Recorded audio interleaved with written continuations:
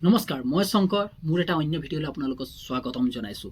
আসাম পুলিচৰ এক্সাম বৰ্তমান শেষ হৈ গৈছে। গোটেই পেপাৰ মই প্ৰথম অৱস্থাত এটা পেপাৰৰ ভিডিঅ' বনালোঁ। তাৰপিছত পেপাৰটো ফুল্লি এনালাইজ কৰিলোঁ। এনালাইজ কৰাৰ পিছত এটা কথা স্পষ্ট চাইছোঁ, সঁচাকিনি এইটো আসাম পুলিচৰ পেপাৰ হয়? ক্লাছ 10 লেভেলৰ এক্সামৰ এইটো পেপাৰ হয় নেকি? বা 12 লেভেলৰ পেপাৰ হয় জানো? এইটো চাই কিনি মোৰ মনত এটা কিবা বেলেগ ফিল আহিব ধৰিলে।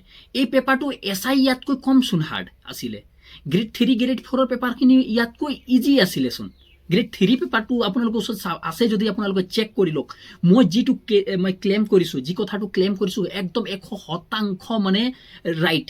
মই কিয় ক্লেইম কৰি দেখুৱাম, মই প্ৰত্যেকটো প্ৰশ্ন বা পইণ্টবিলাকৰ ওপৰত ক্লেইম কৰিম। কেনেকৈ কিয় কৈছোঁ সেই কথাটো আপোনালোকে চাই লওক। এক ছেকেণ্ড কথাটো চাবলৈ যাওঁ যদি, ক্লাছ 10 লেভেলৰ যদি মই এটা ল'ৰাৰ কথা পাতিছোঁ বা হাই ছেকেণ্ডেৰী লেভেলৰ এটা কথা কৈছোঁ, মই পঢ়া মোৰ ওপৰত সেই কথাটো প্ৰশ্ন একো নহয়। প্ৰত্যেকটো চব ডিফেন্সত কেনেকুৱা ল'ৰা জেগা, বহুত স্মাৰ্ট লেভেলৰ ল'ৰাবিলাক ডিফেন্সত নাপায়। এটা কথা স্পষ্ট, যাৰ ফিজিকেল ভাল থাকে তাৰ ৰিটেন বেয়া থাকে, যাৰ ৰিটেন ভাল থাকে তাৰ ফিজিকেল বেয়া থাকে। এইটো কথাটো আপোনালোকে জানে। তাত কি নৰ্মেল লেভেলৰ ল'ৰা গ্ৰেড 3ৰ এক্সাম হয়, সেইটো কথাটো মই জানো। কিন্তু এইটোতো এছআই পেপাৰতকৈ হাইড কৰি দিলে আপুনি। অসম চৰকাৰে SLRPয়ে কি কৰিব বিচাৰিলে ইয়াত? যিটো এছআই এক্সামটো পেপাৰ একেবাৰে ইজি কৰি দিলে আৰু ইয়াৰ এক্সামটো যিটো পেপাৰ হাৰ্ড লাগে তাক একদম ইমান কঠিন বনাই দিলে।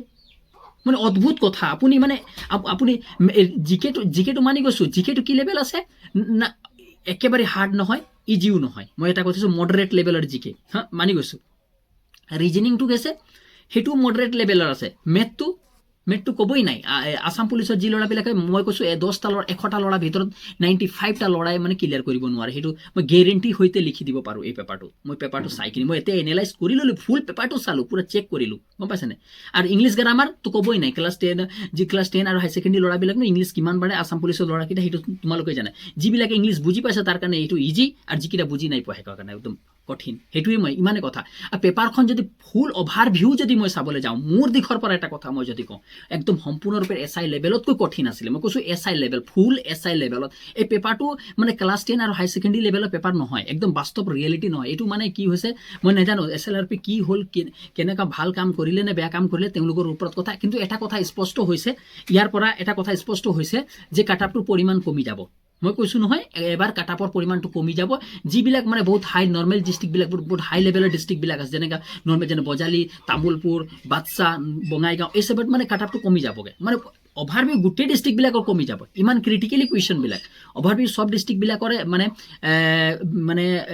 কাটআপ কমিব। সেইটো টেনশ্যন ল'বলগীয়া নাই। যিবিলাক ডিম'টিভেট হৈছে তেওঁলোকৰ একদম টেনশ্যন ল'বলৈ নাই। পেপাৰ হাৰ্ড আছে, যেনেকৈ তুমি হাৰ্ড পাইছা বেলেগো সেই পেপাৰটো হাৰ্ড পাইছে। সেইকাৰণে টেনশ্যন ন' টেনশ্যন, ফিকিৰ নাই। কাটআপ কমিব, একদম খাটাং কথা। কেলৈ 1:2 মাতিব লাগিব ভাইবাৰ কাৰণে। একদম প্ৰস্তুত হৈ থকা, বিন্দাছ ভাইবাৰ কাৰণে, টেনশ্যন ল'বলগীয়া কথা নাই। পেপাৰ মই একদম স্পষ্ট মই ছাপোৰ্ট কৰোঁ। পেপাৰটো মই এছআই লেভেলৰ আছে। তেতিয়ালৈ ধন্যবাদ। জয় আই অসম।